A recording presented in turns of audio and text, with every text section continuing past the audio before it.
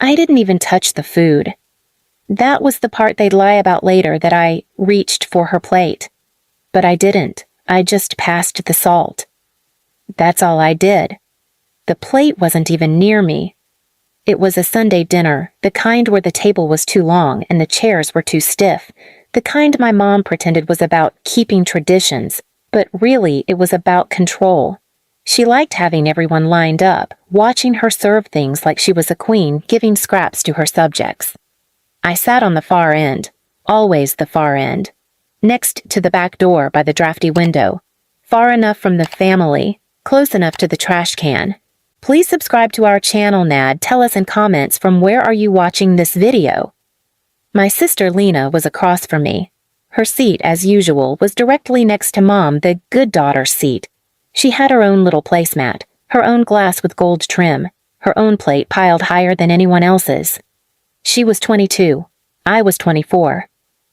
But Lena still acted like she was the chosen one, the princess, the heir to nothing, but crowned anyway. She didn't cook anything, didn't clean, didn't set the table, just walked in late, sat down, and Mom would scoop out the best cuts of meat onto her plate while saying, "You need to eat more, honey. You work so hard." Hard? Lena hadn't held a job longer than 4 months. Meanwhile, I worked double shifts at a grocery store just to afford my side of the rent in the house Mom technically owned. Caleb, my son, wasn't even allowed at the table that night. He eats too loud, my dad had said last time. So he stayed upstairs with a bowl of plain noodles and a blanket. I reached for the salt. That was it. It was near Lena's side of the table, next to her plate. I leaned over slowly, quietly, and she suddenly hissed, "Don't touch my Before I could even register what was happening, she stabbed the fork straight into my shoulder. Not a poke, not a jab. A full stab. Metal teeth punctured through the fabric of my shirt, bit into my skin. I screamed, short, sharp, more from shock than pain. The fork stuck for a second, then fell to the floor with a clatter. Blood started seeping through the cotton. I stood up, chair flying back. My hands went to my shoulder. I stared at Lena, wide-eyed. She just sat there, calm, like she'd swatted a fly. "She reached for my food," she said.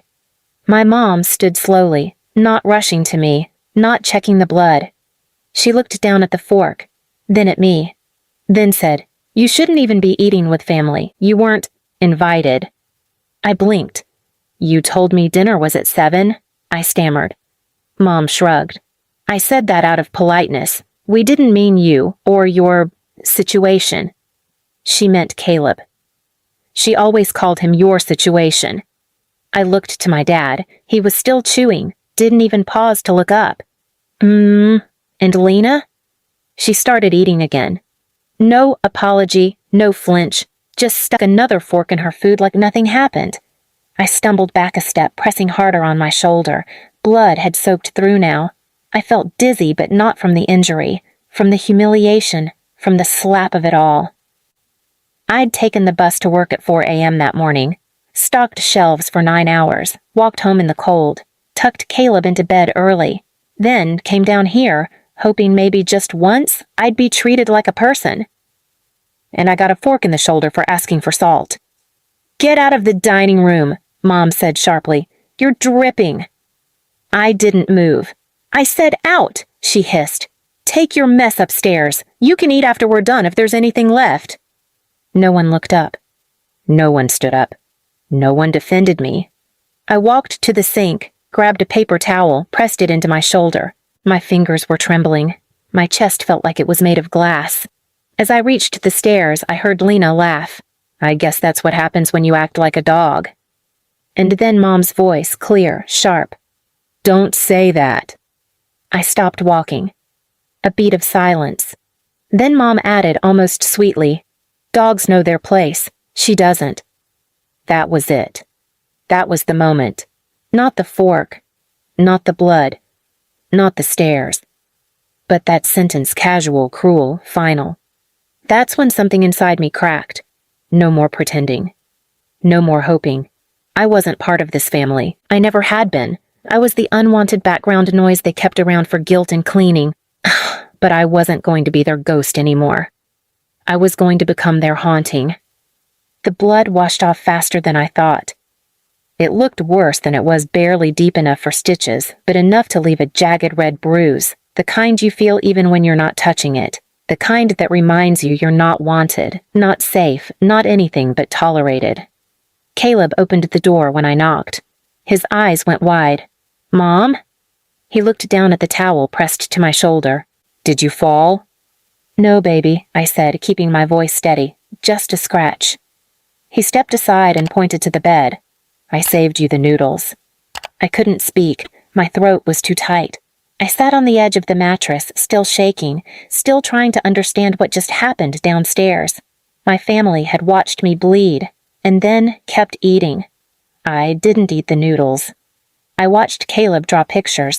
I brushed his hair with my fingers while he told me about a dream he had where he was flying above a city of jelly beans. I smiled. I nodded. And inside, I was somewhere else entirely. Because I knew what came next. They'd pretend it never happened. That was the family specialty. Rewrite the moment, twist it. She made a scene. She was aggressive. She tried to ruin dinner. I'd be blamed again for existing. And Lena? She'd probably be praised for keeping her cool. So I stayed quiet that night. Didn't come downstairs, didn't text anyone. Just tucked Caleb in beside me, locked the door, and listened through the floorboards to the sound of clinking dishes and laughter like nothing had happened. The next morning, Mom left a plate at the bottom of the stairs. A single boiled egg, no salt. Like a message. Like a leash. I kicked it down the hallway. At work that week, I started keeping a notebook in my locker. Not a diary. I didn't need another outlet. I needed a blueprint, a plan, something beyond the pain, because I wasn't just angry. I was focused. I started writing down every detail I remembered about Lena, about Mom, about things they'd said, things I'd let go. I listed people they lied to, stories they told that never lined up, names, dates, statements. It wasn't about exposing them, not yet. It was about pattern. And then something strange happened. Miss Clay, my manager at the store, called me into the office. "I got a call from someone," she said carefully. "They said you stole a bottle of wine last week." My jaw dropped. "What?" "We checked the cameras. You didn't, obviously. But it came from someone named Lena." I blinked. My mouth was dry. "She said she was your sister," Miss Clay added, then lowered her voice. "Look, I'm not saying you need to do anything about it. Just watch your back." I nodded, heart pounding. They weren't satisfied with stabbing me. They wanted me erased. And if I didn't act now, they'd just keep finding new ways to make me invisible. That night, I did something I never thought I'd do. I called my Aunt Carla. She hadn't spoken to my mother in years. She lived 2 states away, but she answered on the first ring. "Anna?" she said, surprised. I told her everything. Fork, words, Caleb, everything. She listened without interrupting, and when I finished, she didn't offer pity. She said, "I always knew your mom had a darkness, but I didn't know it spread like this." She paused, then, "I want to help." I didn't cry, but I felt it. That unfamiliar, fragile thing crawling back into my chest, the thought that someone might actually be on my side. Carla invited us to visit. "Just a few days," she said. "Clear your head." I said yes, not to escape, but to breathe, to get Caleb somewhere warm, somewhere safe. But before I left, I did one more thing. I took a photo of my shoulder. The bruise was still there, angry, red, shaped like the ghost of a fork. Then I printed it, folded it inside an envelope. And on the front, I wrote, "Every scar has a story. This one's yours." I left it on Mom's pillow. No return address, no explanation. And I left. I didn't tell them where I was going, because I wasn't just walking away. I was walking toward something. Something they wouldn't see coming. Carla's house was warm in a way that had nothing to do with the thermostat. She had soft throw blankets, mismatched mugs, and a photo of her daughter's high school graduation on the fridge framed in glitter glue. She made pancakes at 10 p.m. because Caleb said he was a little bit hungry but not dinner hungry. She bought me socks because she said the ones I had looked like they'd been in a war. She gave me space, but she also gave me a mirror. Not the kind you hang, the kind that shows you who you've been pretending not to be, the part of you that's still alive under all the bruises and silence. 3 days in, she asked me, "Do you want to go back?" And without thinking, I said, "No." That was the first honest answer I'd said in years. But not going back wasn't enough. Because Lena would keep lying. Mom would keep smiling at neighbors like she wasn't the woman who said I shouldn't even be eating with family. And Caleb would grow up thinking this was normal, that moms could be monsters and still be called grandma. I wanted them to feel the same pain they gave me, not physically, but deeply, the kind that whispers in your sleep and makes your reflection hard to look at. So I built something. Not a public post, not a viral video, not some messy exposure. I built an invitation. It looked like a wedding invite. Same font, same gold foil, same envelope design. Inside it said, "If you are out, you are invited to witness the reading of a legacy. Dress accordingly. Silence is mandatory. Attendance is required for those who forgot who they erased. No name, no sender." I mailed it to one person, Lena. I knew she wouldn't ignore it.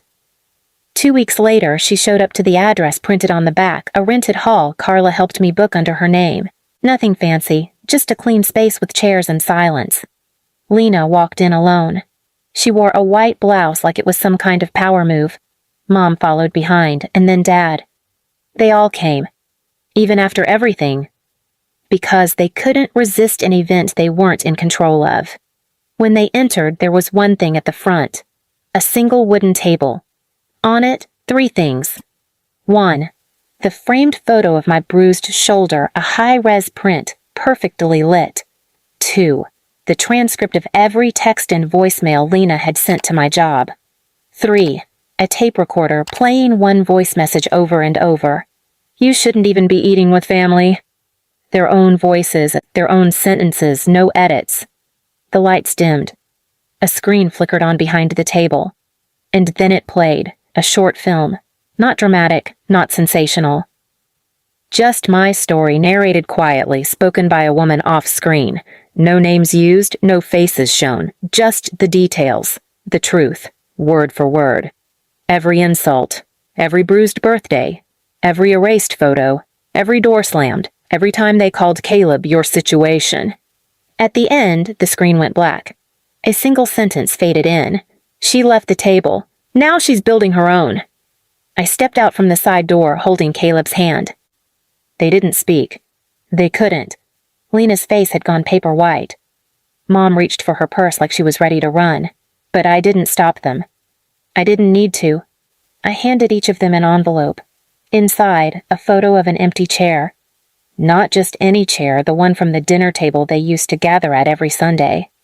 I'd taken it before I left. Because it was mine. They never gave me a seat, so I took it with me. And that was the point. I wasn't there to explain. I was there to reclaim. They left, humiliated, silent, splintered. Carla sat in the back row and smiled. Caleb squeezed my hand and whispered, "Was that our family?" I knelt down, kissed his forehead, and said, "No, baby. We're starting one now. Please subscribe to our channel now. Tell us in comments from where are you watching